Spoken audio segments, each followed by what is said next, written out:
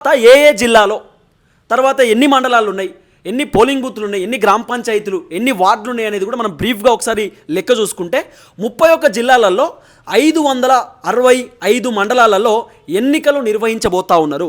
దాదాపు 31 జిల్లాలలో 565 మండలాలలో ఎన్నికలు నిర్వహించే కార్యక్రమం చేస్తున్నారు. తర్వాత 5749 ఎంపీటీసీలు, 565 జెడ్పీటీసీలు ఉన్నారు. మళ్ళీ చెప్తున్న లెక్క చూడండి, 5749 ఎంపీటీసీలు, 565 జెడ్పీటీసీలు ఉన్నారు. మొత్తం సంఖ్య. మొత్తం గ్రామ పంచాయతీలు 12733.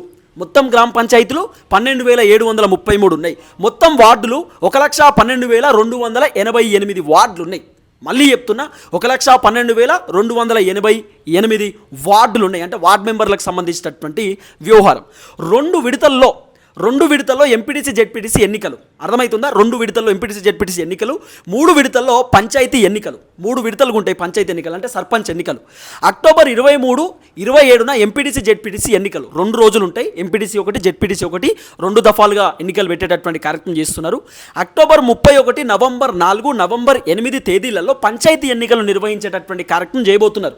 ఏది 31, 4, 8 తేదీలలో పంచాయతీ ఎన్నికలు నిర్వహించేటటువంటి కార్యక్రమం చేస్తున్నారు. తర్వాత అక్టోబరు 31, నవంబర్ 4, 8 కూడా నవంబర్కి సంబంధించినటువంటి వ్యవహారంలో కూడా సర్పంచ్ ఎన్నికలు నిర్వహించే కార్యక్రమం చేస్తున్నారు. నవంబర్ దాకా పోతున్నది కథ.